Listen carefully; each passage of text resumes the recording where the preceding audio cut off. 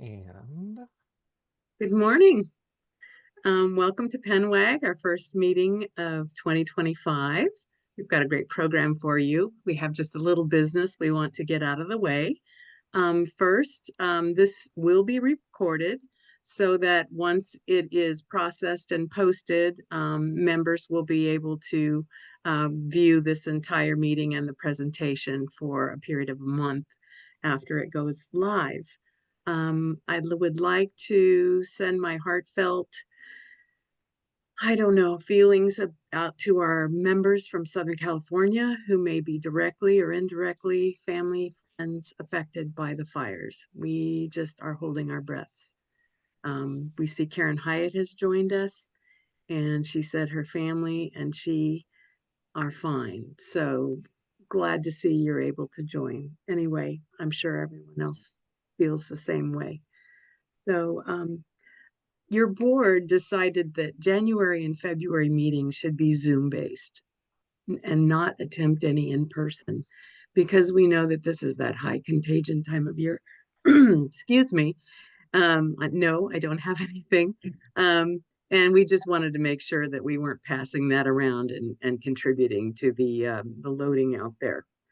So we'll be all Zoom, and we hope that you'll be joining us.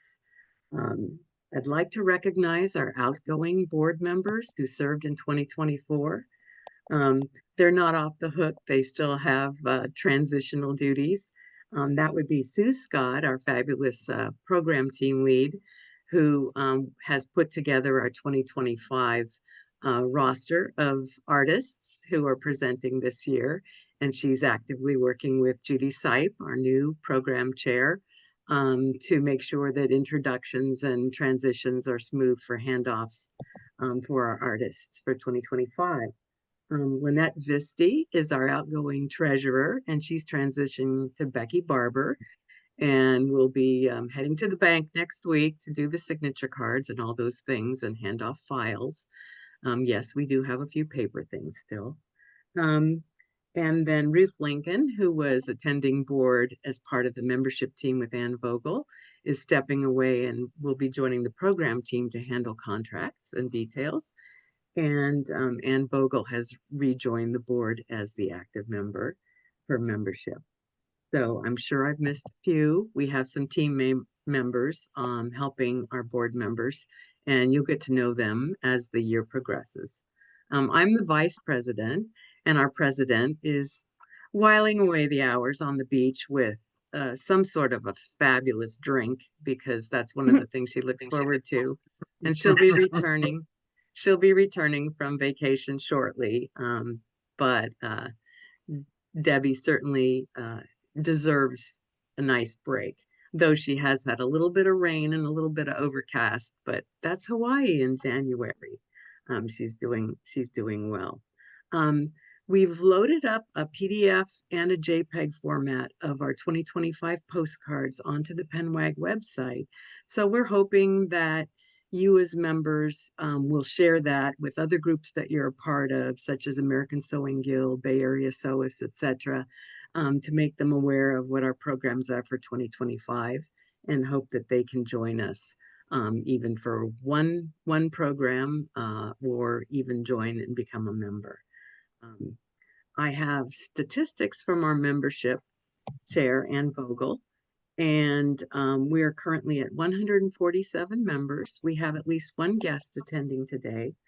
Um, and many memberships are going to expire this month because we used to be on an annual basis where everybody expired in December and had to renew for January. And you will normally get one reminder 2 weeks before your membership expires. Please pay attention to that and renew. We would hate for you to miss things. Um, our webmaster, Kevin, has been very busy. We've had a lot of crashes for the website and issues, but if you reach out to webmaster at pennwag.org, you can get questions answered if you're having difficulty, or reach out to membership at pennwag.org and if you're having trouble renewing, etc. And Kevin and Ann are very good at helping you work out any glitches and make sure that things will go smoothly. We have our Monday Muse coming up not this Monday night, but Monday night, the 20th. And if you were an active member in 2024, we don't switch over to the new series, the new link for the Zoom series until February, because we know that there's always a few year-end, I'm too busy, I forgot. But no, I don't want my membership to lapse. So we'll help you with that. In the January's Monday Muse, we'll use the same link as the Monday Muses starting February of 2024. So I think I've got everything on my hit list here, and I'm sure someone will remind me if I've forgotten something. The workshop for today, for Jaki Canterbury, will begin at 1:30 and go till 4:30, and we will accept signups to the workshop until 1 o'clock so that we can process you, send you the link because it's all Zoom, and we'll be having a great hands-on sew-in virtually and this afternoon for that. So I think that's it for the business portion of this meeting. And I would like to introduce our program director, Judy Sipe, who's going to talk about February and March programs. Good morning, everybody. In February, we have Jennifer Ives, and her presentation is no is not a word in my vocabulary. And what she is doing, I'll give you a little background and then what is specific to us. She's a costume designer out of Seattle. And in high school, she said she found her love of vintage clothing, which was a pipeline to starting costuming in theater and in her ballet studio, and then eventually cosplay, which is costuming for various themed conventions. She started making her designs then for superhero ball gowns, so you can pick that up in some of what's on the slide right now. That transitioned to creating garments where she sewed in fairy lights to make something glow. Currently, she's making fully articulated wings. And I think you'll find that the lighting interfaces very nicely with Kevin's workshop in the afternoon concerning lights and how to use them. Kevin, you want to talk about that a little? Sure. Andy, can you add me to the spotlight? Yep. There we go. So I love playing with lights a lot and finding ways to wear them. So my workshop, first of all, just to clarify slightly, the February events, while they are simulcasts.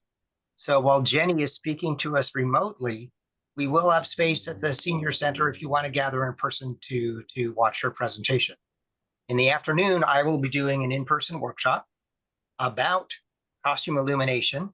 I will talk a little bit about how I do the fancy animated colored lights, but we're going to have an actual hands-on project to decorate something you bring with you. So a hat, a basket, something that can essentially take a piece of stiff ribbon. And I have extended the order window for my workshop until tomorrow evening. Because I have to actually build the kits that you are going to pay for when you get there. Andy, can I share my screen? I'll have to stop the other share, but yes. Okay. So yes, you should be able to share your screen.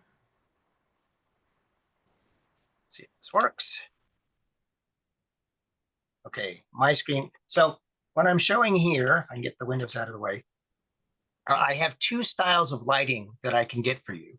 These are continuous lights. They turn on and they glow. They're available in different colors. And they're either a ribbon style where it glows across the entire wide face of the piece, or it's more like a piping where it glows along one edge. So they only bend well in one direction. They don't bend, you can't squiggle them around like round cord. So depending on how you want to decorate an object, you might want the piping style or the ribbon style. If you sign up for the workshop after this weekend, I will be making up kits for everyone out of whatever I have on hand. But if you express a preference this weekend, then I can order them properly. The kit fee is payable to me in person. Because I actually found a source for batteries, I can't ship these. So the kits are only for in person. Sorry about that, but that's just the nature of the US Postal Service. I can't afford the packaging required to mail these batteries. So if you go to the order, if you just click on select options, you have, if I can make it show, right here, it lets you choose what you want. And so I have a couple different colors already requested, and I am more than happy to make up kits in what people want. But that's why the advance order is important. As I said, if you sign up to be there in person after the deadline, you will still get a kit. It's just going to be made of whatever I have in stock. It will probably be a flat white ribbon, like I used on my Tron costume. But if I have more of a color, there might be a couple colors available. And while we are at it, because I think this may answer a couple questions, you're aware, unfortunately, that I had to rebuild our website from scratch last month. It appears to have interfered slightly with automatic Zoom registration if you buy a workshop. So I am working to fix that, but everybody who signs up for workshop, we will take the orders and add you to the workshop, and you will again get a Zoom invitation directly from the Zoom system. So if you signed up for today's workshop and did not get an invitation from Zoom yet, don't worry. At 1 o'clock, we will process all the orders to make sure that everybody gets their invitation and you can sign in. And I will be talking to the vendor who wrote that code to see if we can figure out why it stopped working. It's absolutely a side effect of having to rebuild from scratch. And so we will fix it going forward. Let me check my list, see if there's anything else on it. I think that was everything on my list. I'm looking forward to this workshop. As I said, we are doing a fairly simple project. We're going to be applying colored light up ribbon to something you bring with you. So there'll be no soldering, there'll be no rewiring. It's simply a question of figuring out how best to install it and then affixing it in place. So everybody should be able to finish. Great. Oh, and one other thing, once the order window is closed, I will write up how I build this kit. So if you're at home and know how to use a soldering iron and want to build one yourself, I'll have a parts list so you can do it. Great. Thank you very much, Kevin. You're welcome. Okay. And I give you great sympathy and appreciation for all that you've been through this month on the website. I know it's been absolutely horrific, and we're very fortunate to have you and have your willingness as well as your expertise to handle it. In March, we have a workshop with Karen Graves. She's a painter and a peacemaker, as she calls it, who uses a process to paint linen and to make garments that she calls murmurations. And the definition for murmuration is a natural phenomenon where thousands of starlings fly together in a swirling, ever-changing pattern in the sky. And she says that that is the phrase she chose because she wants to bring artists together like birds in murmuration to support one another as they discover their inner voices and shapes. And through the program and then subsequently the workshop, she will show artists how to tap into their subconscious to unlock their favorite shapes, and then how to paint those images larger scale on a luscious piece of linen. So here are some samples of what she worked on. And she actually had sent in about 15 different photos, about 15 different things, and they were really interesting. To have somebody there to help you bring out the creativity that you may or may not have realized you really have, and to come up with something unique is a pretty special opportunity. There will be a kit available to do it. You will be actually working on this in the workshop on your own garment. And this particular process with the kit will be announced and information given to those who do sign up for it. Thank you. Thank you, Judy. Looking forward to February and March. New artists and new techniques. Thank you. Okay. It is my pleasure to introduce Jaki Canterbury, our speaker for today and our workshop leader for today. I've known Jaki almost 2 years now, and it's just been an absolute pleasure. Love her expression, her thinking, her shop, which she's going to be presenting to us from today in Monterey, is a must-see if you're on the Monterey Peninsula. She can she takes the month of January to renew it and to renew herself. And so she's in the midst of that process right now. And we were lucky to grab onto her because she normally has a group that meets on the second Saturday, darn it, which is our meeting day every month. And so when I realized that the sun and the moon and the stars were going to align and we were going to be able to have Jaki today, I was pretty tickled and told Sue Scott, oh, come on, we got to have Jaki in January. So Jaki, looking forward to what you're going to share today about your slow fiber journey. And then also this afternoon, I'm signed up for the workshop and I'll be helping you with the Zoom aspects of it as we go through that. So thank you and welcome. It's all yours. Oh, thank you very much, Claire. It's my pleasure to be here. And, thank you for speaking to our friends down south. I was going to, and thank you for doing that. Yeah, that's soul crushing for all of us. Everybody's affected when some of us are affected. And so thanks for speaking to that. I am happy to be here. This is not my normal format for engaging, and so I'm nervous, and I don't actually do this, and so thank you for your patience in advance. And I'm happy to share with you my journey.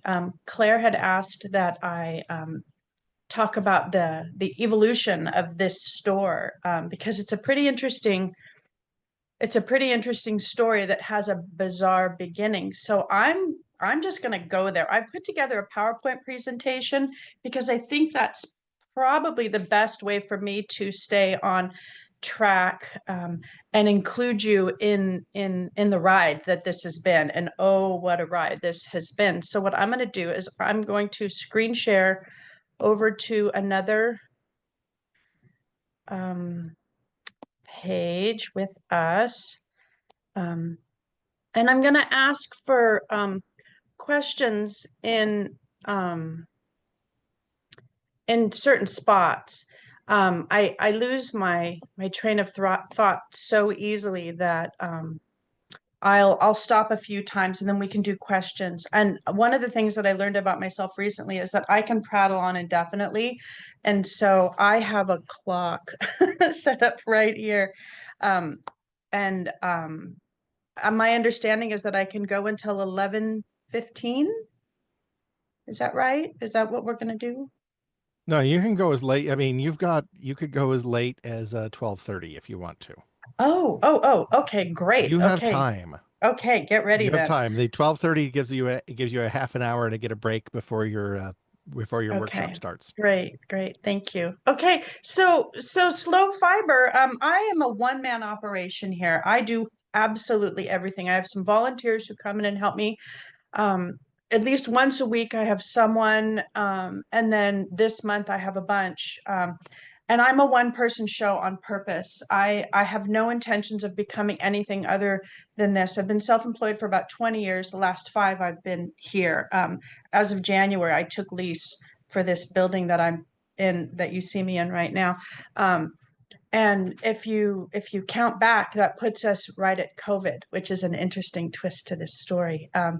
And so what I do here now is, I have a classroom, I have a retail store, and we build community.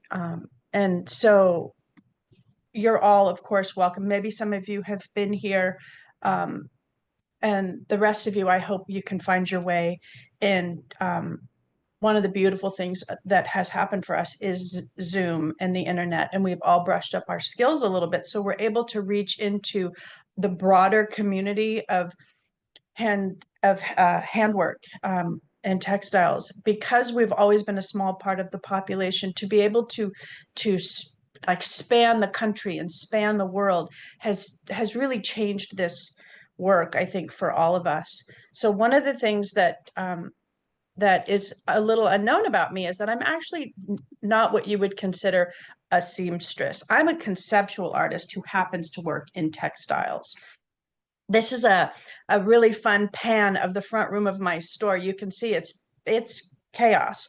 It's always a little bit messy. There's always a project in every corner. But I think it's a very inviting place, and it's got a good vibe. And I've heard that from others. And so because I'm in kind of a weird location, which is not on a main street, I'm a destination. And so a little challenging to find. But once you find me, you never lose me again. But I just thought it would be fun for you to get a big wide view of the store. I can't turn my camera around right now because this place is upside down because we're getting ready for 2025. But I want to talk about my beginning. And so, like I said, I'm a conceptual artist who happens to work in textiles. Historically, I'm actually going to read because it's easier for me to keep on track, and you can read along with me if you'd like. But historically, doing things with and about textiles, from illustrating color books about the Virgin of Guadalupe as a fashion model, to putting sweaters and scarves on trees to help city planners with their redevelopment. I just took down a show about women's issues that was hanging in the PG Library Art Gallery. A long time ago, I decided I wouldn't attach myself to art as a way to make a living, because no matter how hard I tried, I was always being dictated to, and it would take my work somewhere else. So it's always been easier for me to make a living, however I make a living, and then be a workaholic for my art. And so I've always been kind of a two jobs at one time kind of person. Having been self-employed for 20 years and only 5 of them here, I learned how to do business in that time, and have always worked closely in organics and sustainability, as close as I could in the avenues that I was in. In 2017, I submitted and was published in a fanzine called Loved Clothes Last by an organization recognized and represented in almost every country on the planet called Fashion Revolution. Many of you have heard of that. And they're expanding, the dialogue and building connections between origin and consumer in the fashion industry, helping to write policy, and really kind of showing the underbelly of what's happening in the world of textiles. And if you work in sewing, if you are attached to garment making at all, you understand. You can't avoid it. If you have any foot in social media at all, you're going to be preached to about the dirty world of textiles. And so again, I did this submission, and I'm the centerfold there on the right, alongside somebody on the left. This organization is spearheaded in London by a gal who's called Orsola de Castro, and she says things like the most sustainable clothes are the ones that are already in your closet. Well, that turned me on my ear. For the next 6 years, my life got very different. So here's the beginning. I started making my own clothes immediately. I was like, oh no, well, we can't have that. And the more, your algorithm starts to speak to you, and the more you learn about something, the more the world is going to enforce what it is you're learning. And we see that all over the place. But for me, I was devastated because I've been a clothes horse my whole life. I wanted all the clothes, all the styles, all the stuff, all the time. I had a revolving closet that was full of whatever look I was going for. And I would donate and buy, and I would buy new and used and antiques and flea markets. I didn't care where this stuff came from. I'd get an idea and I'd run with it. And this is always, since I'm a little kid, I'm just like this. And I knew that I had to do something different, because this is a problem. And I have made it my life's work to try to be as little bit of the problem as possible. And so like this is a piece of Harris tweed wool, which of course has a great pedigree and a great environmental story. And I'm using, you know, a pattern, and I'm doing these things, and I start making these clothes. And because sewing, you know, it can tame the beast a little. It'll slow your roll a little, right? We're not buying so much. So this is just the beginning. And this is, by no means am I going to show you an exhaustive list of everything that I've done, but I'm using these photos as prompts to help the story move along.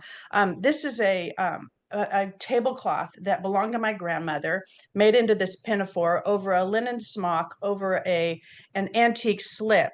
So I'm trying to move my closet towards things that are a little less harmful, trying to get away from commercial buying. It's 2017 when this is happening, and I'm making these clothes that are cute and fun, but it's not really my look. So I keep making. So I'm still part of my own problem. But remember, I'm a conceptual artist. My job is to solve an issue, and so I'm going to do that through these acts. You know, I'm making things that adding as much like pedigree as I can to my closet. You know, I'm making a bunch of stuff. It all ended up kind of looking like magnolia pearl, you know, because the sourcing on that stuff was easy, you know, quilt tops and things out of linen closets and sheets and stuff like that. But it still wasn't my look. It was fun to make, but it wasn't my look. You know, this is a quilt top made into a dress in a design that suits me, that this shape suits me. And so I'm working it out, right?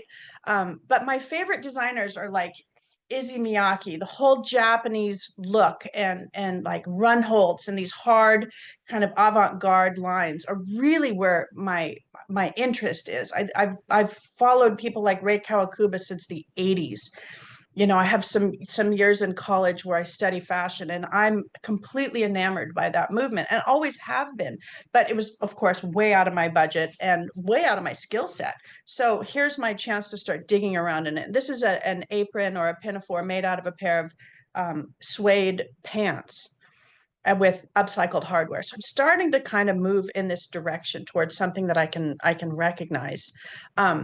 And of course, digging into my own closet, trying to fix what I already own. You know, there's no point in throwing out all of your clothes and starting all over again when sustainability is the point, right? You've got to work with the sources that you have. And so patching my jeans, of course, is something that I'm going to do, and which we'll talk about later today through my lens. But my clothes are still, I'm kind of like Rick Owens meets Raggedy Ann, and it's not really. It's not a look I'm going to wear. It's fun to make, but we have clothes that we like to make and clothes that we like to wear, and they're not always the same thing. And for me, that was definitely true. And then the other question I'm asking myself in this process over this span of time is, well, in order to be sustainable, do I have to make absolutely everything? Do I have to get out of the world of retail? And I'm making shopping bags, and I'm knitting socks, and making all my scarves, and I'm moving towards something, and I don't quite have it yet. I'm not even sure yet that this process that I'm going through has a name. Because it's still in development, but I'm, you know, voraciously making, right? And so one day I hit it. I'm literally standing in Macy's in the sheets department because I got a new bed. And so I'm having that conversation. Oh no, what do I do? Right? Where's my sustainability here? And I catch myself in the mirror. I'm like, hey, I'm kind of fly. You know, and I'm realizing that I'm moving towards something here. That dress that I'm wearing there is fabric from a garage sale, pair of used boots, and a scarf that was a gift. So I'm moving toward it, right, slowly, and I realize I'm onto something. And I catch that's literally me catching myself in a mirror in a department store, which is so, I don't know, kind of lame. Sorry about that part.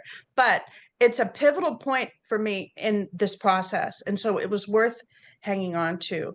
You know, my making everything is, you know, it's a great idea, but it still isn't going to solve this issue about consumption and textiles. And I start moving in a direction, and I realize there has to be some rules. If I'm going to do this thing, you know, slow fiber is actually it's getting a name, and it's getting it's getting some boundaries and some rules. And so in my closet now, I've got many things. I'm actually wearing something today that's shaped like this as well. Many things with this empire shape, because check this out. How can I wear something forever? What if I lose weight? What if I gain weight? How can I be sustainable in my closet?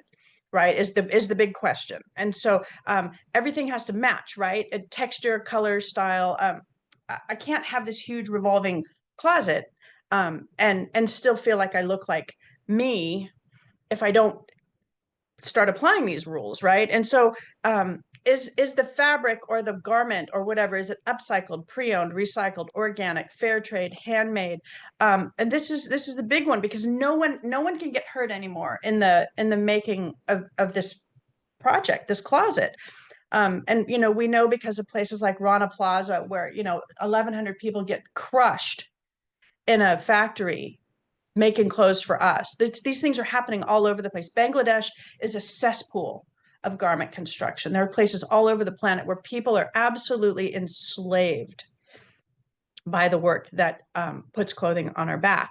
And then the other end of this, which a lot of us don't think about, and I hadn't thought about, is that donating has to stop. I don't get to donate my clothes anymore. I have to keep everything, because when you donate something away, it just means not here. It doesn't mean gone. It doesn't mean reused. It doesn't mean back in somebody else's closet. Only about 20% of everything that we donate actually lands. Again, the rest of it goes to landfills. It goes to second, third, fourth tier markets that are piling up on beaches and washing out to sea and getting into burn piles. Argentina, Africa, Indonesia all have our garment waste stream littering their shores. And so we can't donate anymore, right? So now I've got this pressure on because I have this revolving closet, right? Oh, if it doesn't work, let it go, start again. Using sustainable sources is not the only question I can ask in this. So these 4 dresses, the one I'm wearing and the 3 in front of us, are become a shape. It's an empire waist. It fits me. I'm losing and gaining the same 10 pounds my whole life. I can wear it forever. And so it becomes a staple shape for me. And I repeat it a lot. I start doing things like this. This is a sweater that's made up of a bunch of felted junk sweaters that were only going to be good for crafts. I cut all the sweaters up and I sew them back in together into yardage, and then I lay a pattern, a self-drafted pattern over the top, and I remake this other sweaters into a sweater. And what's fun about this garment is that over its lifetime, and remember, this all starts back in about 2017. I may be into 2018 by now, but I doubt it. This sweater has changed its length. The sleeves have changed. I've added a collar. I've taken off a collar. I've put on buttons. I've taken off buttons. It's a Franken sweater that I can constantly be adding and taking from, and it's a hard wearing piece of my closet. Right now, this photo that you see is what it looked like in its earliest state. Now it's a little more worn. It's shorter in the back. I had a collar on it for a couple of years. I took it off. I'm always working on this sweater. And because it's wool, it doesn't fray. I can take it apart. It's really simple seams, and I keep adding things to it and changing it. It's become this sort of, it's kind of a statement for like the big picture here. Coming from, wool is a great, long, hard wearing fiber, and it's an important part of my closet.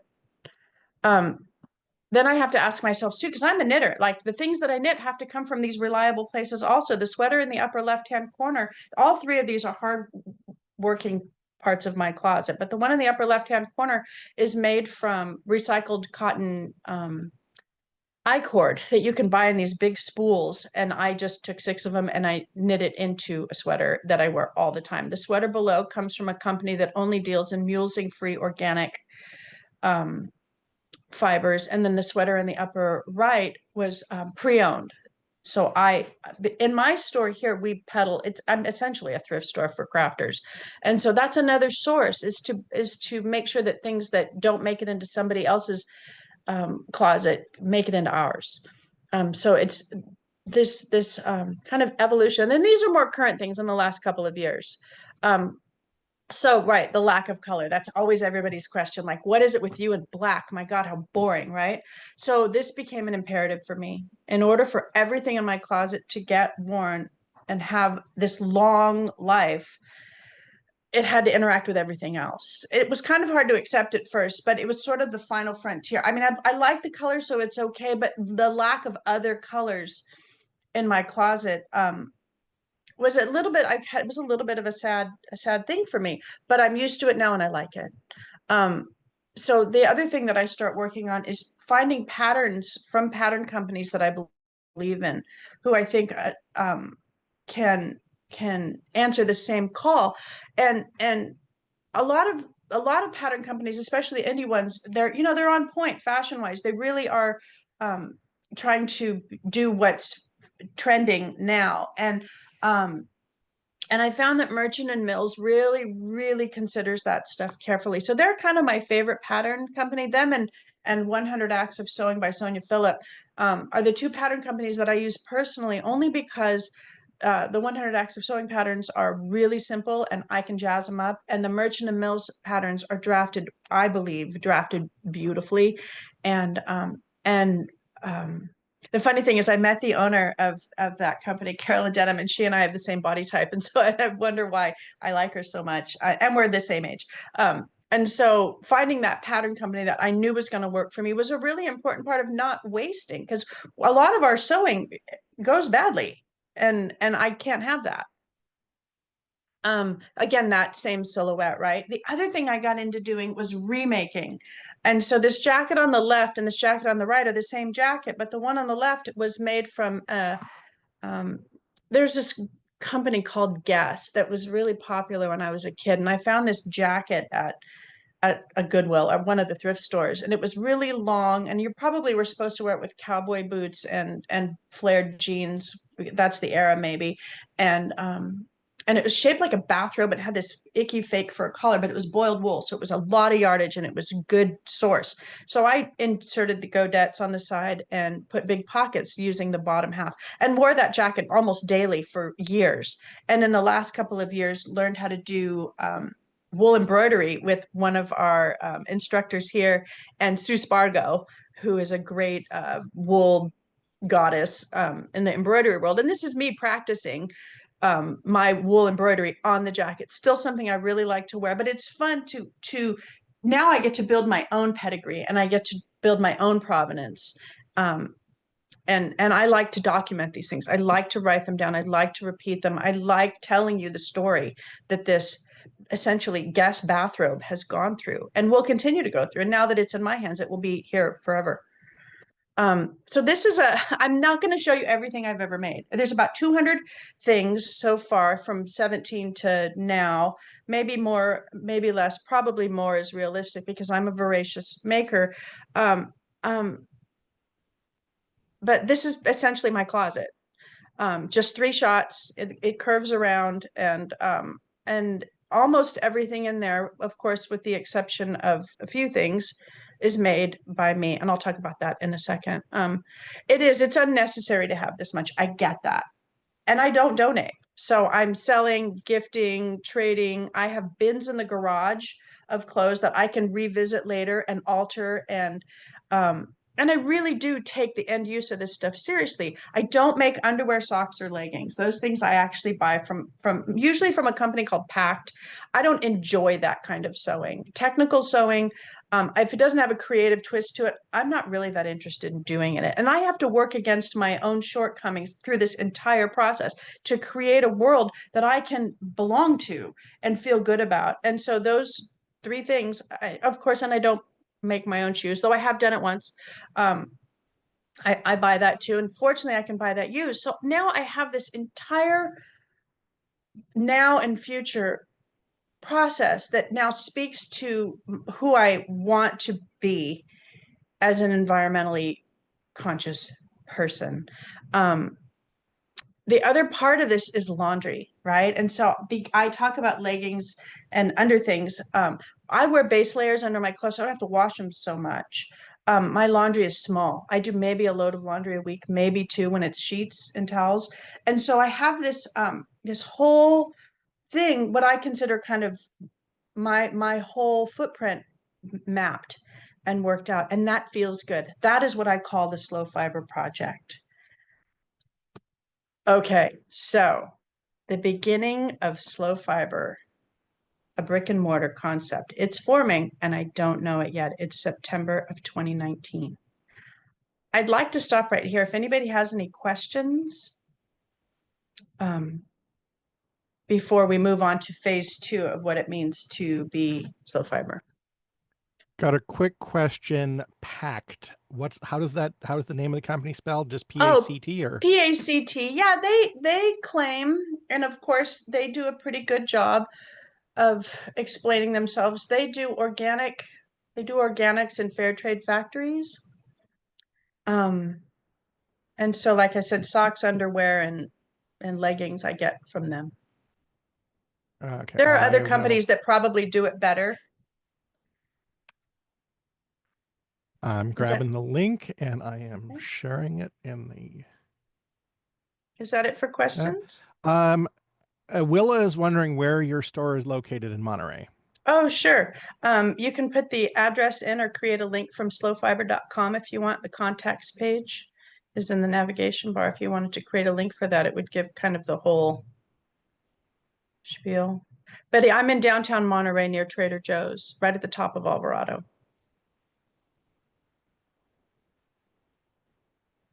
Just a second. I am putting that one in and grabbing. No, that's the wrong tab. That was actually. Let's find your address. There is actually a huge new European Union regulation on discarding and recycling of clothing that has just kicked in. I've heard it on Swedish radio yesterday. That at this point it is now illegal to throw textiles in the trash. They have to go to recycling. Clean and undamaged clothing gets distributed to secondhand stores, and fabric. They're building an infrastructure to redistribute scraps and pieces and parts and stuff to factories that make, say, furnishings to use as padding layers in furniture and upholstery and stuff.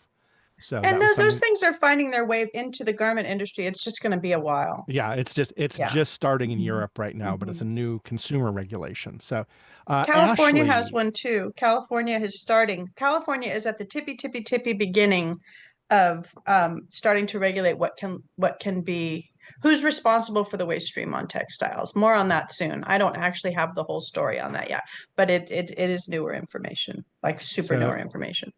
So we got a question from Ashley. Says she can imagine your focus is on natural fibers because of the longevity and sustainability. Can you speak to your preferences and thoughts on types of fiber and how you use them? Yes.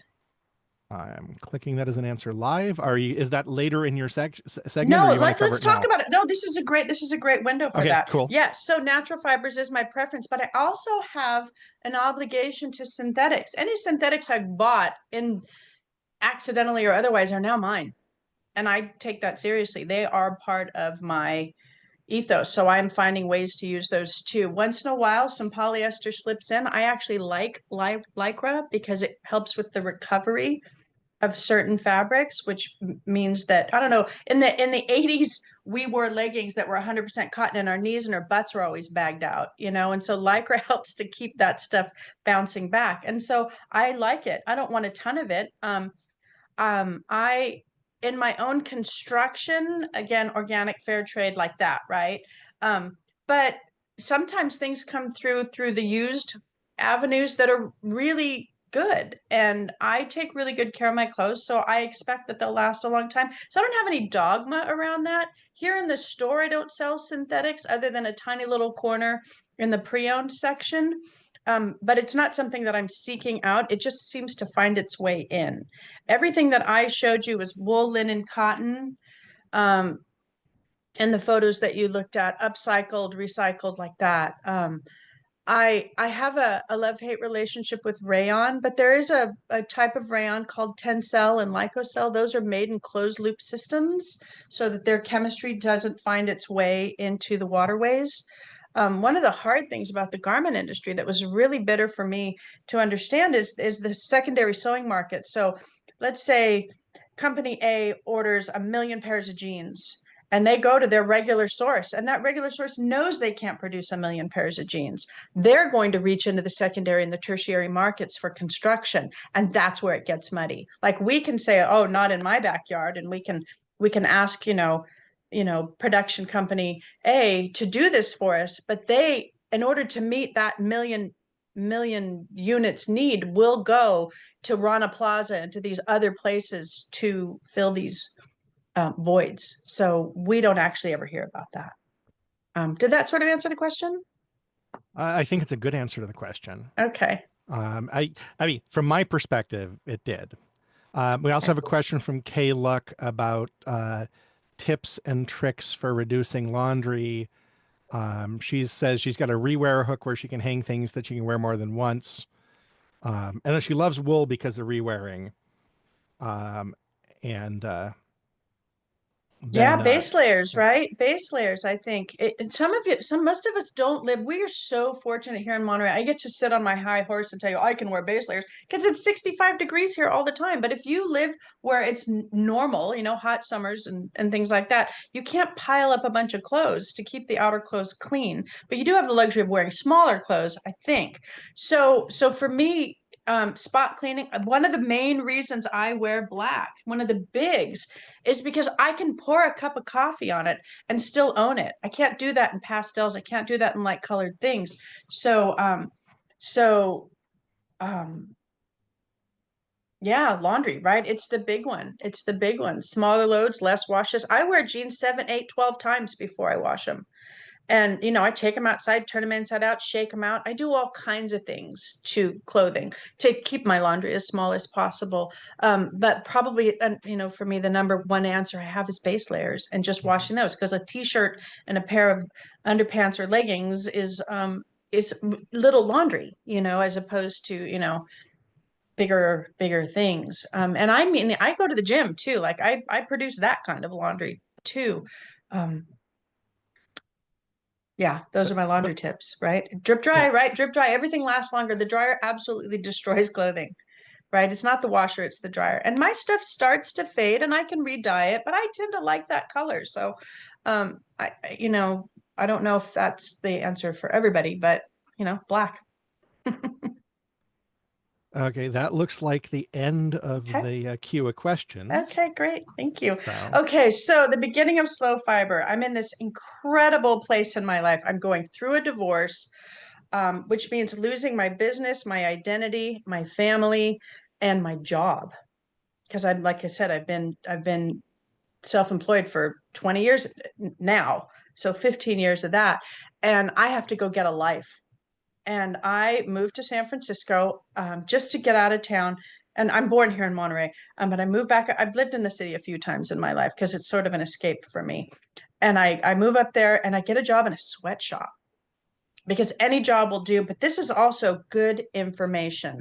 I'm living on my savings because nobody can afford to live in San Francisco and work in a sweatshop. But I'm going to go learn a bunch of stuff about sewing, and for nothing 50 an hour, I'm getting beat up. One of the things that we also may not understand about the garment industry is that, like any job, there's going to be personalities and there's going to be politics. And in an economy like Bangladesh, where people are scrambling for work, you're hanging on to your seat at your sewing machine for life, for dear life. And the person behind you and the person in front of you are not as interested in your well-being as you might think. And I learned that working with these people. It was a small shop. There were 4 of us on the floor, and they all started young in third world countries and then moved to the United States. I'm the only white girl on the floor, and I'm 50 years old. So I've got ageism against me. I've got a lack of, like, I don't know what you would call it. Like, I'm not a pro. right? I'm a hack. Everything I know, I taught myself. So I worked there for 4 months, and I learned about the kind of abuses that you can experience at the hands of people who don't have your best interest at heart in work. And it was fabulous. I only lasted 4 months, but I learned so much about myself, about my skills, about who I really am as a maker, and what it must be like for people who work in sweatshops around the planet. Like I said, I only lasted 4 months. But here I am in this photo standing next to this fabulous woman. We are I'm there accidentally, but my job in San Francisco was near my college that I went to California College of Arts and Crafts, whose design campus is in San Francisco. And it was really just a few blocks away from work. And I had gotten word from my alum newsletter that they were doing a mend bar. And it was sponsored by the Fiber Shed, the Northern California Fiber Shed, CCAC, and Fashion Revolution. And so I went. I just popped in. I'm like, I got to go see this thing. This is what I'd worn to work that day. And I walk in, and there's this woman there wearing something very similar to me. And we got to talking, and she's in my phone book somewhere. I can't remember her name, but she and that was my permission to be me right there. There was somebody else out there who was kind of doing my same thing. We're standing together in front of this great big patch. The photos by a Bay Area photographer called Paige Green. And one of their stitchers didn't show up who was going to help with this mend bar. I'm like, I'll do it. And that was my introduction to the next part of my life. Within a week, I think I quit my job. I actually called that sweatshop and said, I'm not coming back. I didn't give them 2 weeks or anything. I just wasn't coming back. And I sat on the couch, and I spent the next 2 months building a website and developing this idea about how I was single-handedly going to save the world with mend bars, because man, this was cool, right? This was the coolest thing I'd ever seen. Men bars. Okay, so yeah, this is going to save everyone from certain disaster, and it doesn't, but there's more to it. I start planning and plotting and organizing, getting my stuff together. I move back home. This is the living room of my house while I'm in San Francisco. I actually share a big house with my mom. It's divided into 3 units now, but at that time she lived in one, I lived in the other. And it's a big space. Out in the country with lots of parking, and this is me getting ready. I'm going to do this thing, and I'm so excited. All of a sudden my life makes sense. I get to start becoming the thing I was always supposed to be. And this is me taking a photo the first night before my first mend bar is going to happen. I'm all set up, I'm ready to go. This is my studio space. I don't even have a living room anymore. It's just this space, and I'm so excited, and everybody's going to come, and here's my first night, and we're all hanging out, and we're sewing, and we're stitching, and having a good time. I've made food. They gave me a little bit of money to come, but this is the proving ground for me about what comes next. I'm doing things like sewing for others. I'm making repairs. I'm doing pop-ups. I'm selling weird things. I'm developing who I am. And I've got a friend here who is she's the director of art ed for Monterey. And she gives me this kind of once in a while thing, teaching kids sewing essentially in the art program. So I'm doing stuff. I'm starting to get my legs under me. I'm flat broke. I don't care. My mom's helping. I've got a little bit of money coming in from strange places. I'm still in my own personal emotional hell because I'm going through a divorce, but I'm doing this thing, and I've never felt more alive in my life. I don't know if you are familiar, but Patagonia does this worn wear thing, but they actually have this truck that they take to events. And this is at Asilomar in January. This is pre-COVID. There's an environmental conference, and Patagonia would always come. And this is their version of a pop-up mend bar that they do. And they got these guys in there working, and they're not very good. So of course, in my huge, because I'm going to save the world, I impose myself on them, and I'm going to help, because they really are doing a bad job at this mending, and I'm going to help. Right. So it's starting to, my point is it's surfacing all around me. Maybe it's been going on all along, but I'm just seeing it for the first time. And so here, this pops up in my Facebook feed, and I save this, and it becomes my screensaver for a while. So be brave enough to suck at something new. right? I don't have a choice. I can't go backwards. I can't go forwards. I've been self-employed so long. I'm a terrible employee. The sweatshop was run so bad. I probably could have run the place, but I wasn't qualified to work on the floor. And so I'm constantly being confronted with me. And this line right here kind of helps me be me right now at that time.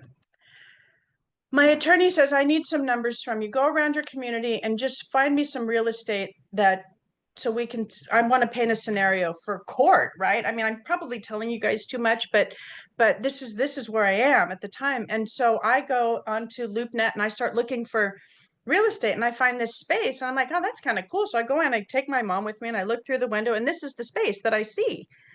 And I take it. I got nothing to lose, right? I mean, can you get any farther low than no, divorce and where I'm finding myself. I mean, my life is exciting because my head is full, but I still have to get through every single day. So there's my mom, who is my road dog. She's my right hand. She tells me yes about everything. She says, of course you can. And she's been like this my whole life. I grew up in that house where you were allowed to climb on the walls and jump on the bed and make weird things in the kitchen and, sleep on the roof. And I'm one of those lucky kids. We didn't have a lot of money, but we had a lot of creativity in our house. And so here she is helping me figure it out. I took the space. This is the space that Slow Fiber is in right now. And this is what I have to do to be able to afford it. This is the master bedroom to my house. I add a kitchen and I lived there for 5 years with this tiny little kitchen and a tiny little bedroom and a bathroom so that I can afford to become this thing that I want to become. So baby steps, right? I'm moving on. I'm still living on a shoestring. I got nothing. My mom's not making me help pay for anything. God bless her. And I'm going to make this thing work because I have no choice. So this is early days of what Slow Fiber looked like. I didn't quite know what I was yet. I didn't have a lot of experience in retail. I'd worked in coffee prior to this. But I knew what I wanted, and I knew that it was a good thing, COVID. So I take lease in January of 20. I open my doors on soft open on March 5th. And by March 12th, we're in trouble. And I have to figure out how to be this thing I don't know what I am yet in a world of people who know how to pivot in catastrophe. And I'm this, right? And so I spend the next year making and marketing 1,500 masks and mask making products. Because one thing that we learned early is that if you are considered necessary, you get to be open. I create this incredible waste stream in behind me making masks, which become patch kits. Because I'm not throwing this stuff out, right? I can't buy it's hard to buy fabric. I don't know enough about mask fabrics to just buy them from anywhere. Joanne's has this line out the door. I still have to run this company. I start asking for donations. I have a friend at the newspaper. They say, oh, here's Slow Fiber. It's brand new. If you need a mask, go there. And I'm literally watching this website that I spent months building that's got a bunch of things like thread and, things that a little tiny fabric store has on it. All I can sell is masks, and they're just tick, tick, tick, tick, tick, tick, tick, tick. I'm working from 7 in the morning till 11 o'clock at night, making masks, because we can't get them yet. It's early days, right? And so here's a picture of me pretending to smile with what I finally figured out is the right way to keep me safe and the doors open. That's masks on, gloves off, use a sanitizer, and then come in. And I only let one person in the store at a time. It's well, we all have our own COVID story, and I don't mean to diminish anybody's. I was lucky enough to be able to get to work in that time, and I've never worked harder. And I was one of the lucky ones who didn't lose anybody in that time. But I can't teach. I can't be the thing I wanted to be, which was to help everybody become better at taking care of what they owned. So a year later, Slow Fiber, spring, summer 2021. Hand sewing, it saves me. It shows up at just the right time. I can't tell you, it's so hard to be me. I'm still, years into this project, which is great. That's fabulous. I'm making clothes. I'm working on my own personal work is good. But slow fiber is so hard. I start doing these Zoom-based book club sew-alongs that we still do to this day. And I know I'm doing the right thing. Everybody says so, but it's relentless. It's relentless, like parenting is relentless. There's just no end. It's just me pushing through, trying to figure out what it is, this idea, which is, I didn't just go, open a bagel store. I was developing an idea and surviving COVID and divorce at the same time. So I learn about the Batsford series of books and all this slow stitching that's going on. And we start doing them in these book club sew-alongs that are just made up of friends and friends that we meet, every couple of weeks, and we stitch together and we share. And I'm using this as an avenue to sell books. I'm finally starting to sell books. We're not allowed to gather in person. So we have this great connection on Zoom, like you guys, like us here at PenWag, and we're coast to coast. And yeah, hand stitching, it changes everything. This is a great example. Whenever I've got this waste stream behind mask making, I'm turning them into these patch kits, which have become kind of a trademark for me. I've probably made 1,000 of them at this point. And I always, whenever I have waste here, I make patch kits out of them. It's a little design opportunity for me. And I make them and they sell, I make them and they sell, and they make me happy. And they help me deal with the waste stream.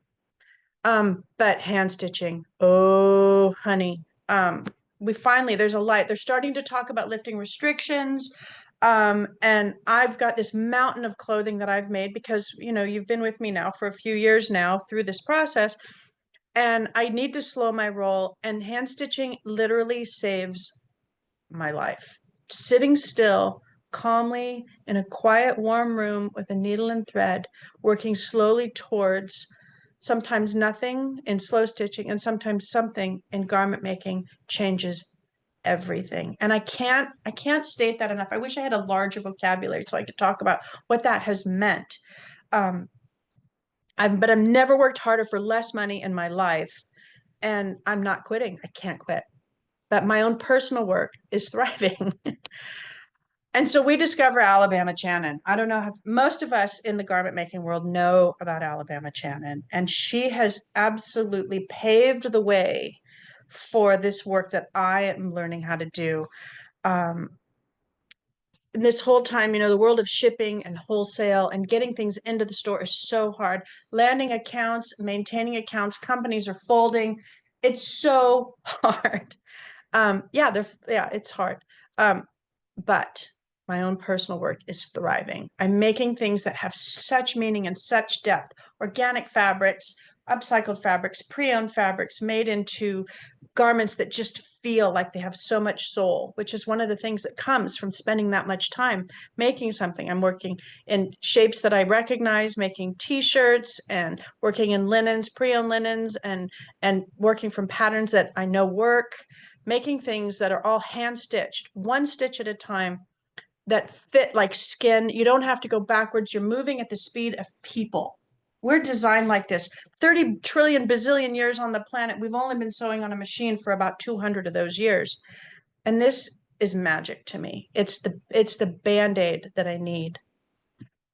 I start messing around with the waist stream again. This is a wool tissue t-shirt, and I took all of the scraps from the t-shirt and made them into a scarf. This is my single favorite garment in my closet.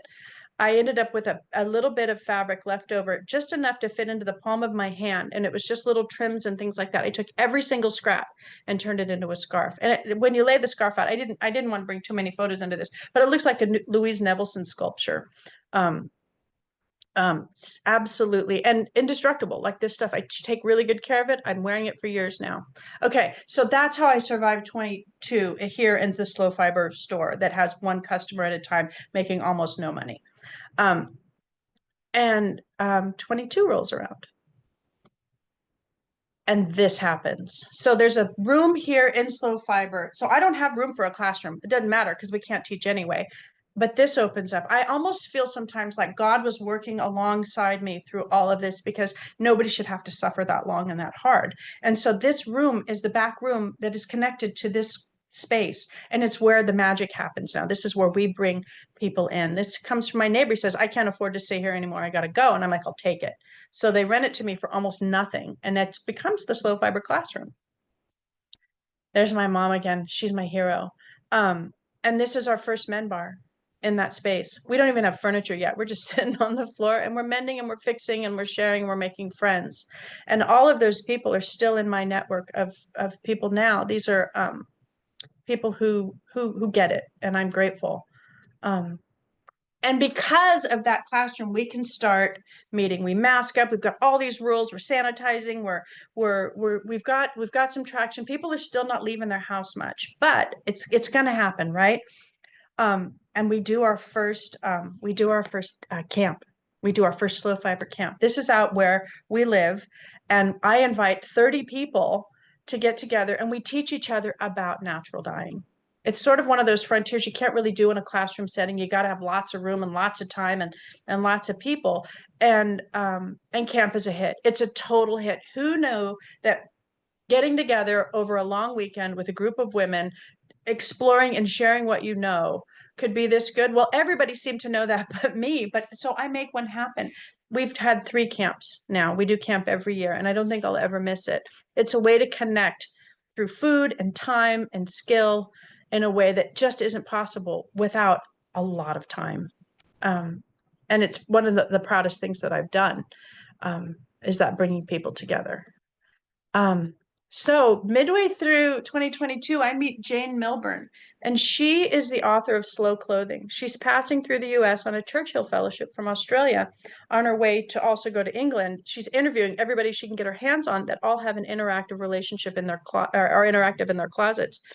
And I learned about courage and fearlessness in a new way, man. She's really something, and she means to change the world. She comes out of agriculture and the press, and she has a very small closet. What you see her wearing there, she probably wears it twice a week, and it's made up of old silk clothes. So we have this incredible conversation. You can find her on YouTube.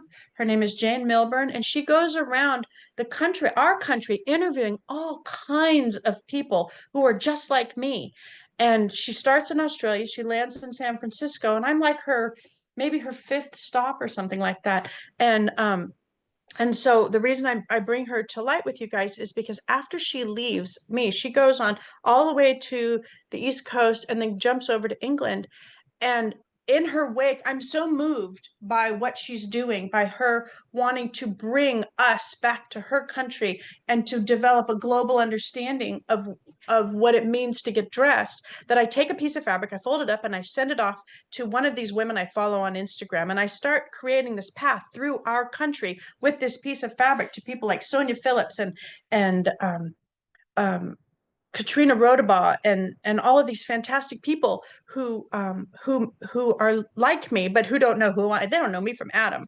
But I send, and it keeps moving. This piece of fabric moves around the country for a year, and it finally makes its way back to me, and it looks like this.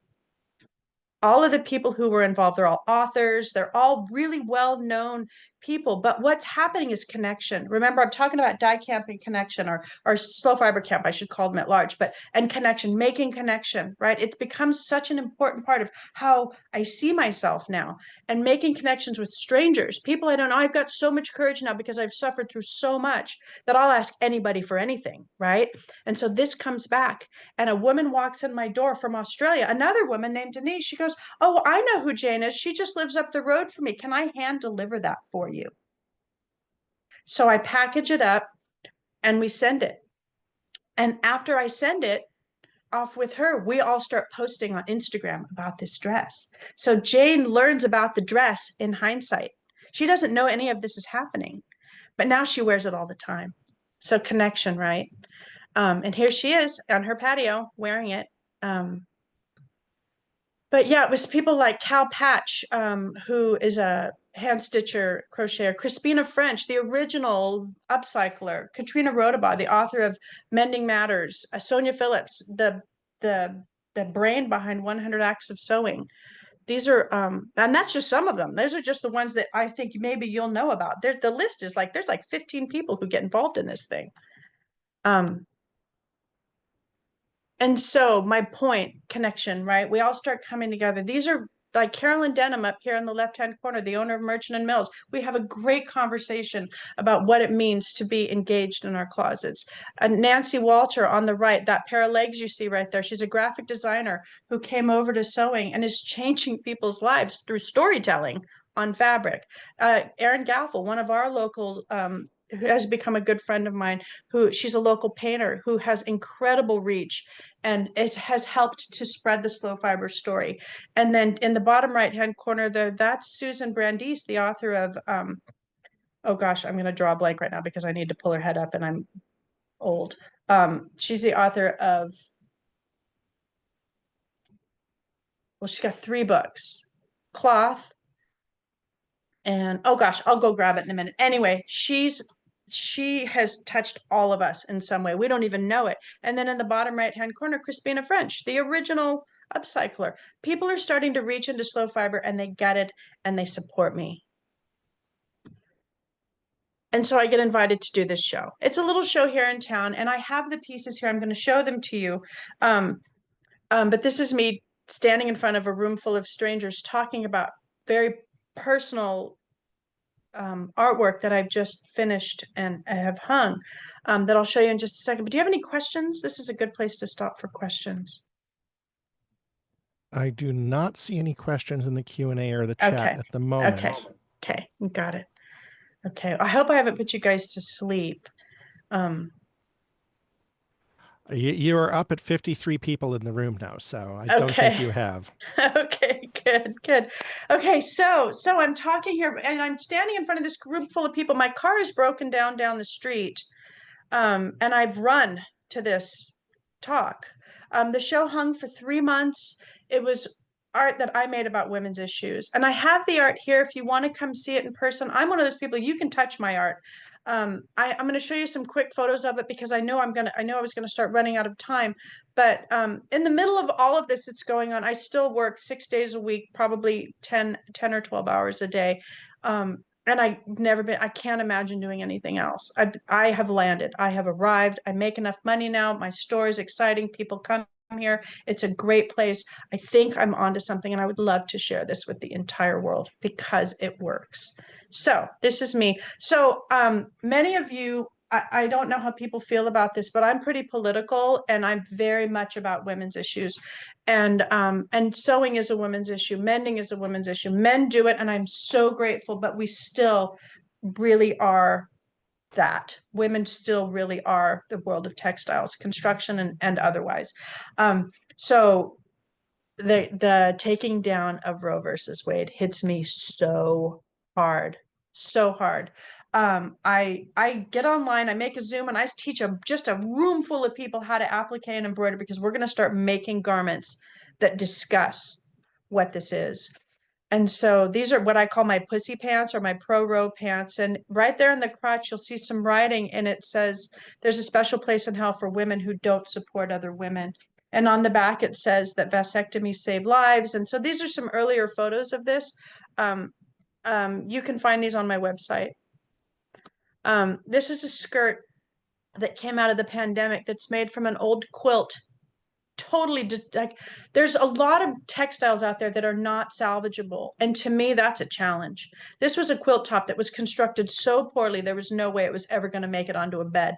So I cut it up into a skirt and a 4-gourd skirt, and I started writing the news on the inside. The outside was designed to be a little non-offensive. Flowers are always that kind of innocuous way that we can like express ourselves, but on the inside it's news. It's my news, it's my view of the news, it's what I think about the news, what's happening to me at any given time over a couple of years. And so that's the part that stays closest to me. And that's obviously the part that stays closest to us is what we think about things. This jacket hung on the wall in here for years, and menswear is made so well and it's made to fit and feel good. And women's wear is designed to sort of drape and be sexy and not last and contort us and squish us into different shapes and hurt our feet and bring our waists in and push our boobs up. And I don't really like that. And the Slow Fiber Project sort of put that stuff front and center to me because I'm trying to make things that last forever. And so this jacket, it's an old men's Harris tweed jacket where I just took the time to switch the placket on it because I still am very body memory oriented. And I'm learning about applique and surface design and building and rebuilding clothing. And so this is the result of it. And it's actually a really fantastic testament, I think, to women's wear via menswear. And then I was in England a couple of years ago, and I got to go on a shoemaking workshop, and I got to go to Merchant and Mills, and my store paid for that. And it was I got COVID while I was there, so I was dumb as a bag of sand on the entire trip. But because that was one of my side effects, is just total brain fog. But while I was there, I was down at Downing Street, and there's a sculpture. I think it's in the next shot. This sculpture stands in the middle of London, and it's a monument to the women of World War II. And what it is a great big bronze thing with a bunch of garment pegs around it, with all the uniforms that the women of World War II wore. I saw that. I was furious. I'm crossing 4 lanes of traffic to get over there and get closer at that. And I think, how dare you minimize what the women did in World War II to what they wore? And so I run home. I'm essentially like, okay, I have to speak to this. And I make that skirt that I just showed you. And all over the skirt is applique and language. So what I did, I got home, I started asking all of my friends, what do you think about women at wartime? What does it make you think of? And I got a laundry list, just piles and piles of notes. And I started embroidering and appliquing them all over this skirt. And the most important thing I think that was said from all of the information that I gathered from my friends and the people who came through my store was from my friend Marcy. And she said, during wartime, men do what they're told and women do everything else. And I thought that's probably the most important thing I've ever heard someone say. And so anyway, that's that body of work. There's a few other things that were hanging in that show. And like I said, they're here at the store if you want to see them.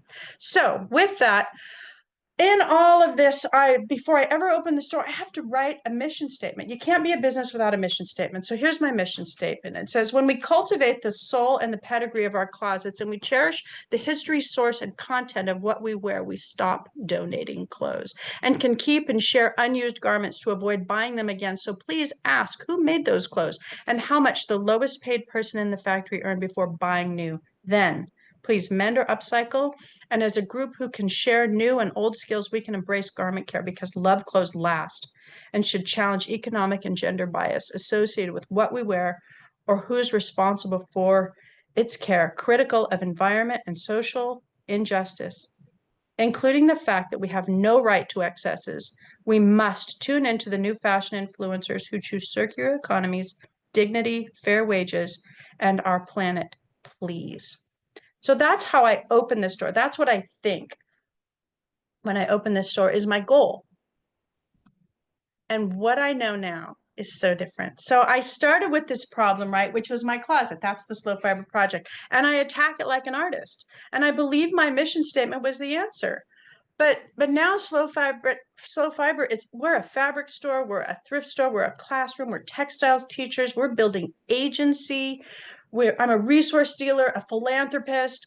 I'm not just a fabric store. And what my mission statement is now is connection, experiences, and agency.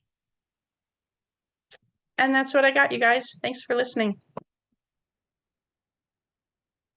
Jackie, this is Claire. I just want to read you a few of the comments in the chat. First of all, Kevin roared back, not at all, you were not boring us. And Andy Schertle says, not falling asleep, my mind is racing with ideas. Sharon Coker says, Jackie, this is so phenomenal. You are bringing me to tears. It is time for me to deal with my buying habits and excess. You are such an authentic role model. And it looks like we are getting another sign up for the workshop. But Jackie, you're here, you're ours today.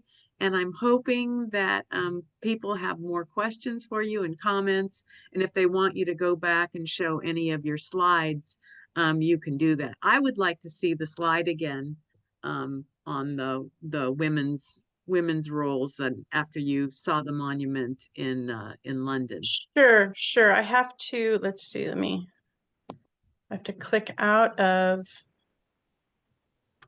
so when I'm on the spot, I struggle with technology. I can't get this to, oh, there we go. Okay, let's go. So this is what you're talking about, right? Yes, it is. Okay. Yes. There we So go. if you'd walk me through the composition of that garment. Oh, sure, Yeah, yeah. sure. So, and I'm sorry, it's only one side of it. I actually have it hanging here. I could bring it over if that's helpful. But what I did is this skirt is a men's World War II British Army officer's pair of trousers that I made into a skirt. By just, you just cut the crotch out and I got to leave the word just out. That's not nice. You take the lower part of the legs and you insert a godette to turn the pants into a skirt. And I talked to some women who had been soldiers in the 70s and their clothing they couldn't move in it. And so I thought this was a great way to kind of speak to that. And I had up here in the upper right hand corner, it says I'm helping out. That's a name tag. Also, my ex-husband was in the Army when we were young, and your name tag has to be made a certain way, and mine just happens to be I'm helping out on this one. And so I took a few, there's some pieces that are sewn on, there's some flowers because innocuous kinds of design elements, but I also took an old what do they call their shirts, men's army shirt, and I cut a bunch of flowers out of it, and you'll see those kind of sewn all over it. I use them to hide odd corners in the where things don't meet nicely. And there's a bunch of embroidery. Man, maybe it's better if I get it down. These are all appliques that are, you use that iron-on fabric. These are Afghani women fighters. This is one of those old images of I don't know if I can, no, it doesn't work. I have one of those screens. I thought I could enlarge it.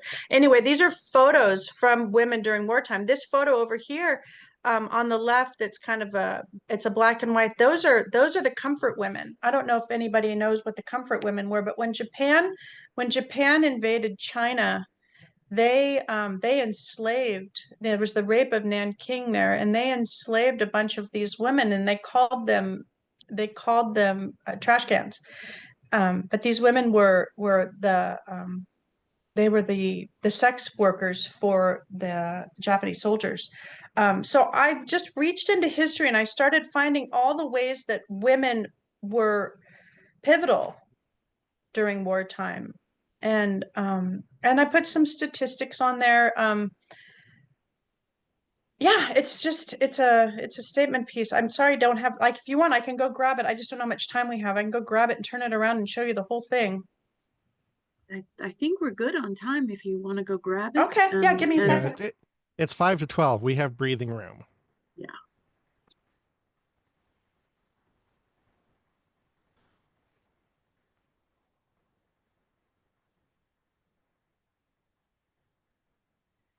One of the things that people need to understand is when Jackie opens back up again after her January hiatus, she's open 4 days a week.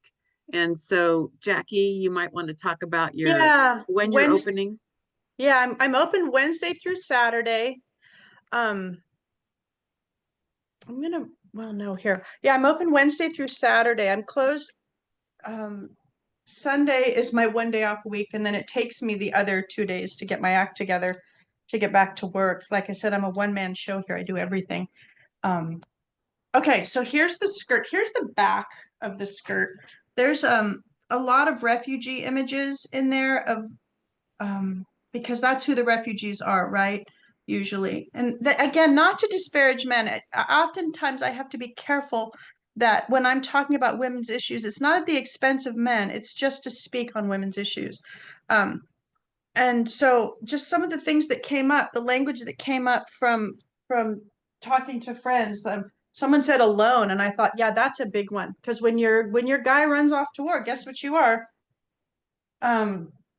And collateral damage, it says collateral damage, and then I talk about comfort women. There's some statistics over here. 2.2% of Army Rangers are women, and earned 94 cents for every dollar earned by men in 2023.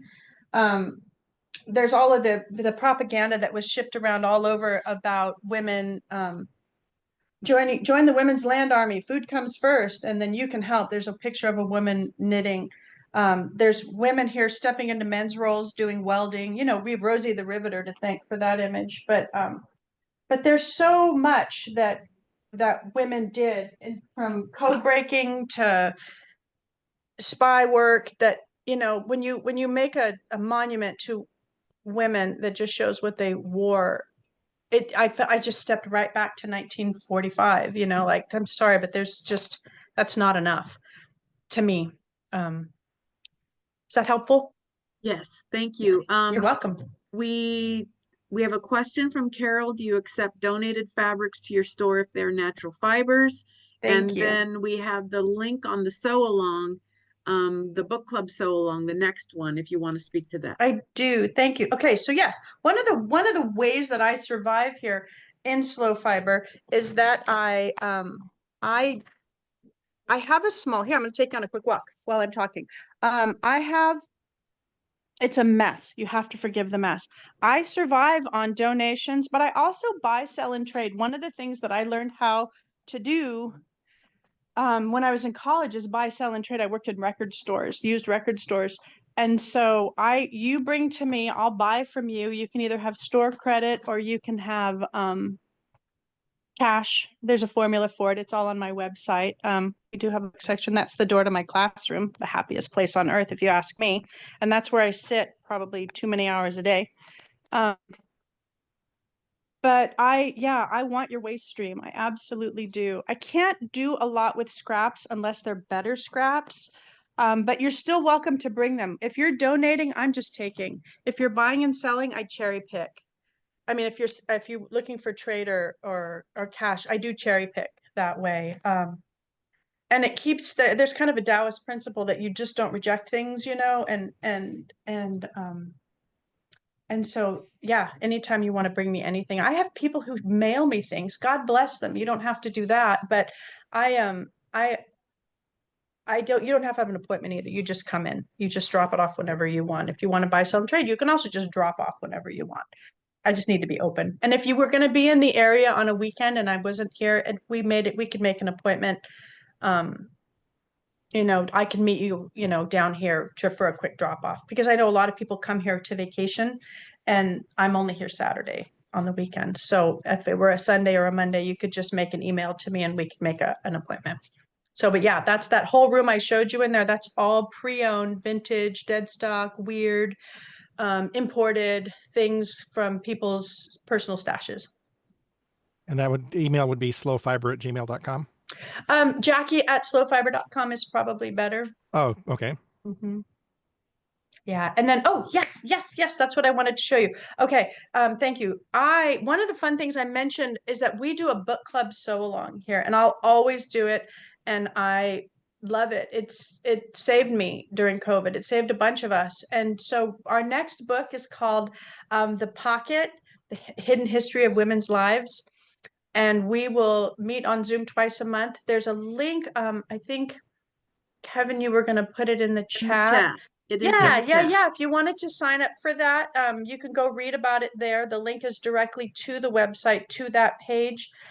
We've done Batsford books. We've done Alabama Channon. We did some more challenging kind of garment construction type things last year. It's always changing. And if you get on if you subscribe to my newsletter, you're completely up to date on this stuff.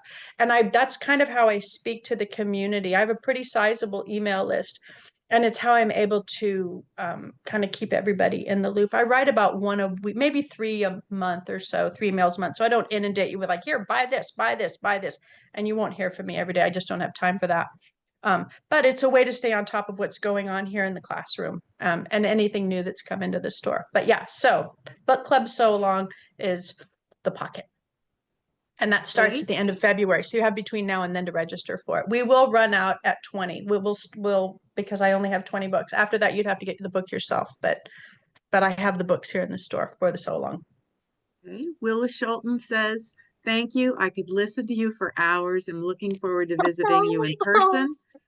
Sue Thank you. Sear says, wonderful and inspiring. Gail Ortiz, our Gail, rock star. Mhm. Lenore says, thank you, new visions. So clap, clap, clap. Yes. So I just say, go visit her. Sue Scott, did I just see you pop up? Did you raise your hand? I didn't. Let's see here.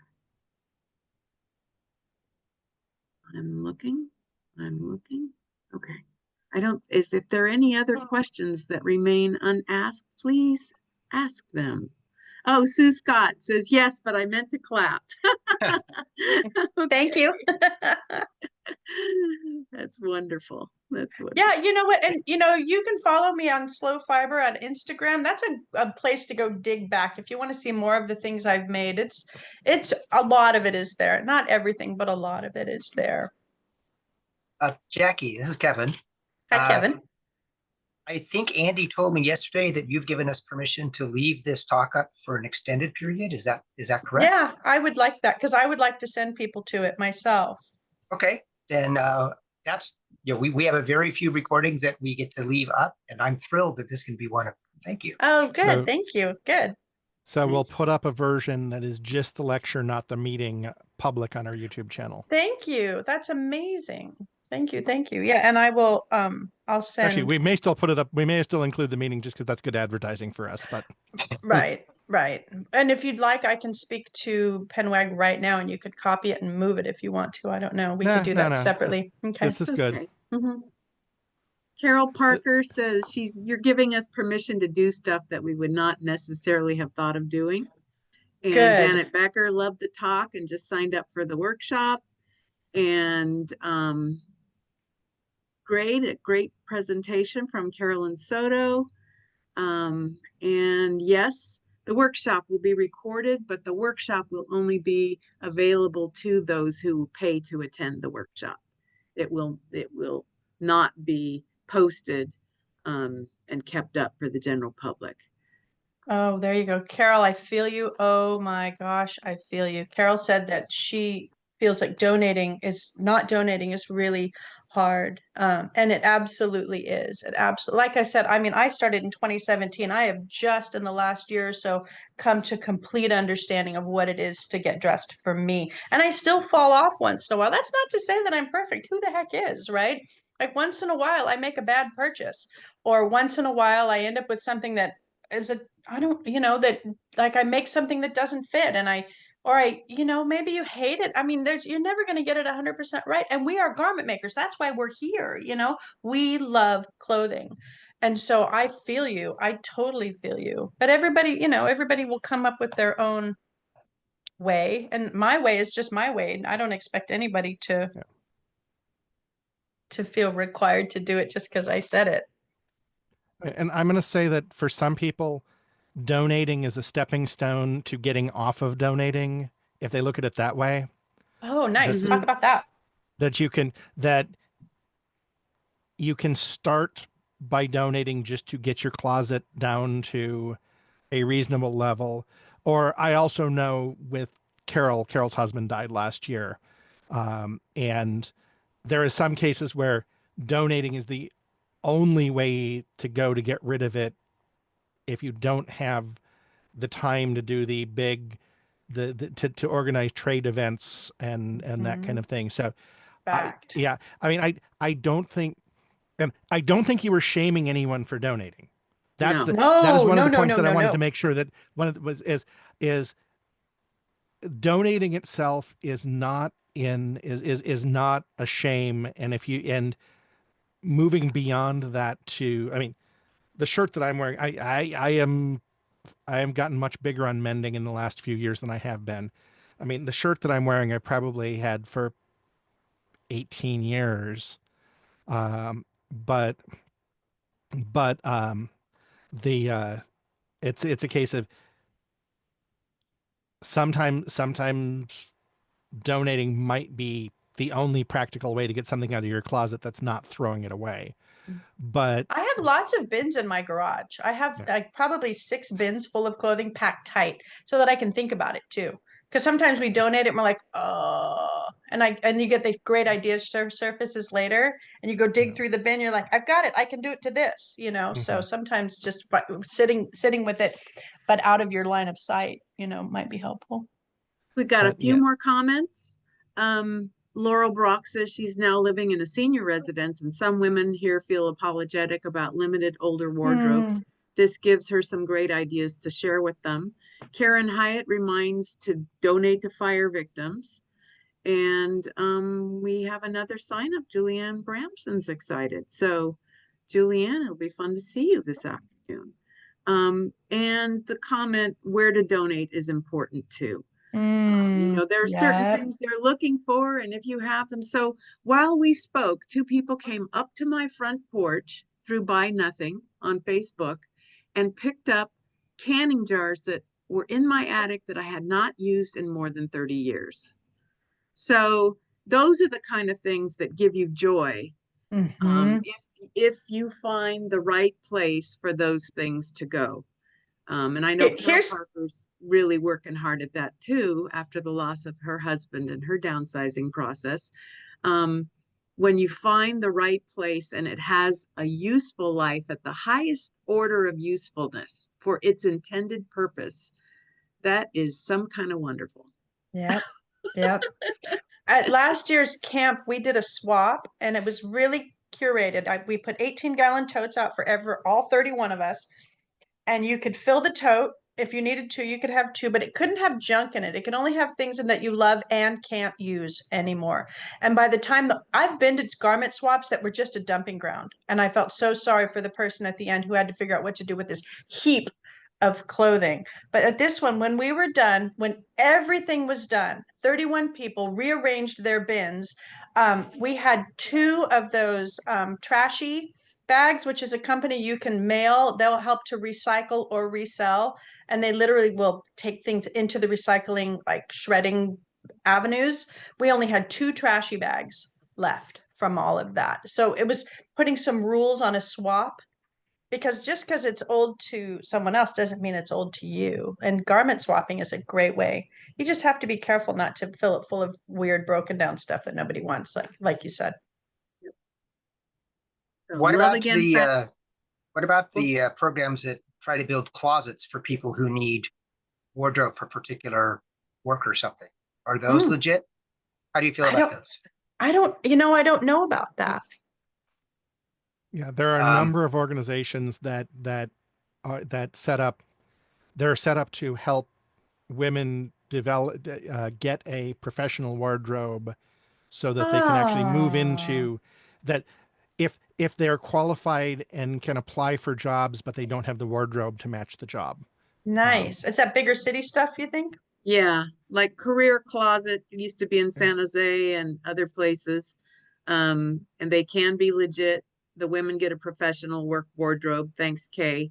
Oh, It's hard to nice. find them now. Love Again Fabrics in Oakland on College Avenue will take donations. And Ooh, can somebody talk about that? I don't know about that. Are they like that's me? Carol. So if people would not post them to hosts and panelists in the chat, but would choose to post to everyone, then everyone will see them, and I just won't have to read them. It says Oh, nice. Teen Vogue, Andy said, has a catalog of resources to support Los Angeles wildfire Nice. victims already.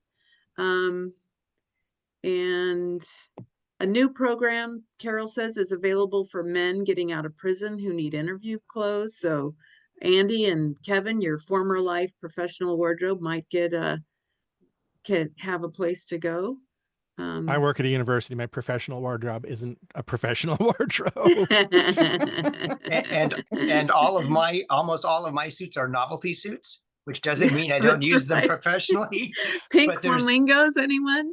I didn't wear the flamingos. I did wear the science suit with all the chalkboard equations on it and the one with exploding nebulas on it to the Quantum to Business conference, kind of being dared by my coworkers. Yeah. Because I was the only person in the booth not wearing a suit jacket. So I grabbed the science fiction suits for the subsequent 2 days. Happy So- Dragon in Los Gatos and Hope Mhm. Services. Weave, Women Escaping a Violent Environment in Sacramento. Andy posted the link Yep. to Career Center. Yeah, the Um, San Jose State Career Center is running a career closet now. So Perfect. Nice. Perfect. Carolyn's in Aptos, SoCal. They are a nonprofit that generates funds for hundreds of other nonprofits in the Santa Cruz area. And in the last 11 or 12 years, they've raised 3 point something million that goes to local charities.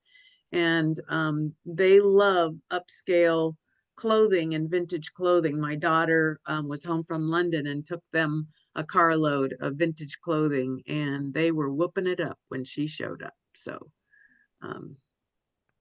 you know, if you can't love it yourself again, there are some places where they will get used and loved, right? and Dress for Success San Jose is another career closet type program. And Legacy in Sebastopol that benefits senior programs in Sebastopol. And they'll take craft projects, craft supplies, they'll take patterns, they'll take yarn, they'll take just about anything. So things that you won't take, Jackie, Legacy Project will, because they're broader in their fiber and like old patterns and stuff like that. Okay. Yeah. Oh, the UC Santa Cruz Career Center also has a career Nice. clothing, a career closet. So it sounds like that's something that more university career centers are getting involved in. I think we should collect these links into a page, Mhm. into Save one of the our chat. resource pages. Yeah, I will save the chat Thank you. and So yeah, just Okay. getting people thinking about where donations are most valuable Mhm. is going to be something that a lot of people take out of this. Yeah. Yeah. Well, and one of the things that's happened too, like when I was opening Beverly's in town was closing. I mean, I worked there as a young person. You know, Mhm. we're losing our stores. So being strategic about like making sure that I survive means that my town gets thread. You know, we have a quilt Mhm. store in there, but I talk to garment makers, you know, and so I need to survive. So making donations to me is really helpful. That's not to say that other places don't need them, but I also will pay you for the stuff that I can use. So Mhm. but yeah, there's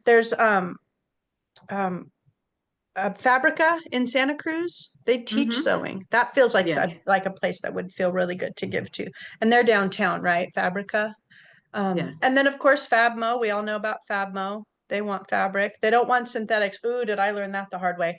Don't donate synthetics to Fabmo. And then Scrap in San Francisco. Is a really good resource. They're getting pickier about what they take, but we have good stuff, you know. Um, Recrafting in Alameda is a consignment store for yes, yes. recrafting supplies. Mhm. Yeah, that was an inspiration for me, that store. I didn't want to do the bookkeeping that came with consignment. But that's a beautiful little place also. Yeah. Any other questions for Jackie so that she can take a break, go grab a bite to eat, relax a little before we start the workshop at 1:30. If you are thinking about joining us, maybe you didn't know you were free for the rest of the afternoon or can juggle the session with us, signups are open until 1 p.m. So 65 for non-members, 45 for members, another great reason to join. Jackie, question for you for Yes, people dear. considering joining now. Since obviously they can't get your patch kit in time for the workshop, what should they have to hand? Got it. Okay, so one of the things that I do at home, I thought this might come up. I bundle fabric at home. Anytime things are related and they look good together, I tie them together. So if you have a place in your life where you keep beautiful, odd, scrappy bits, that's going to be enough. You don't need to use patch. I make patch kits because I have a waste stream and mine is massive. And you make bundles like this because your waste stream is probably smaller than mine.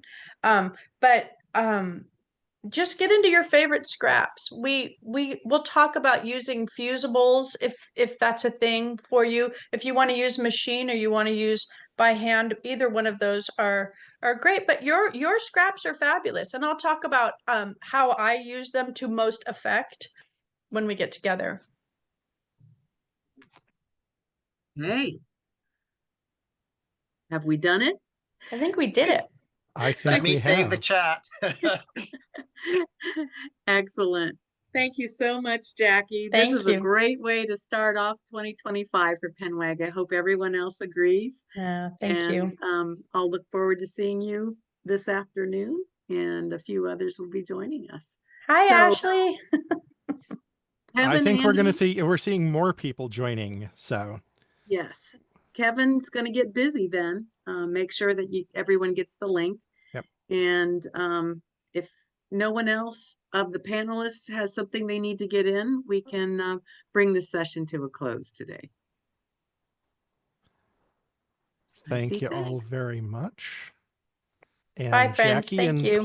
Jackie and Claire, I will see you at about probably 1:15. Okay. 20 after Works. 1-ish.